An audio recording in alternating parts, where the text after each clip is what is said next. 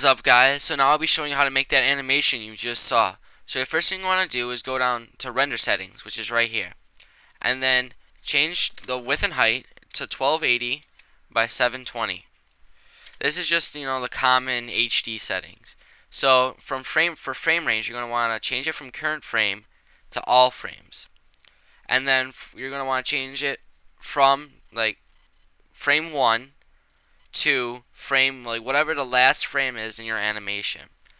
And then you want to go down to save, and then see its TIFF PSD layer, you're going to want to change that to AVI movie.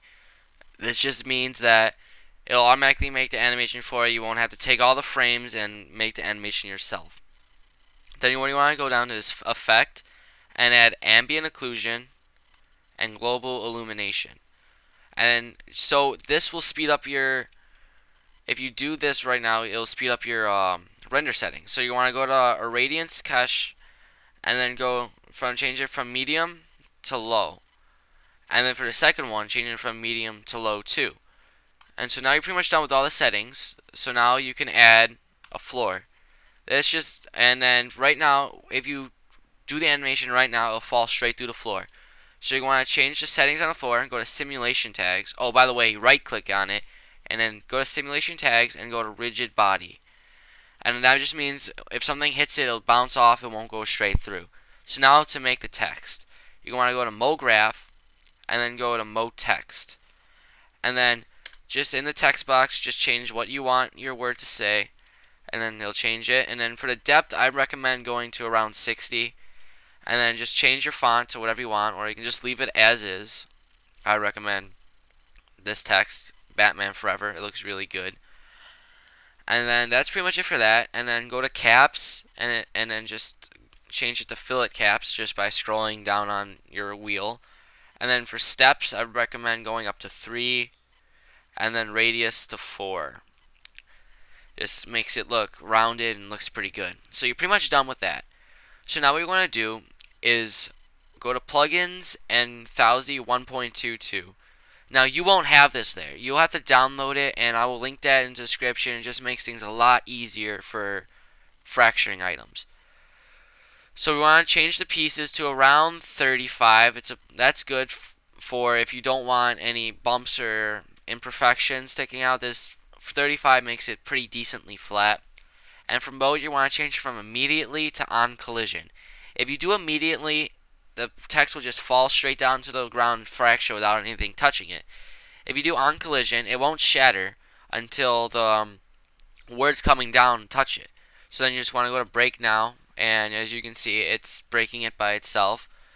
So just got to give it a second.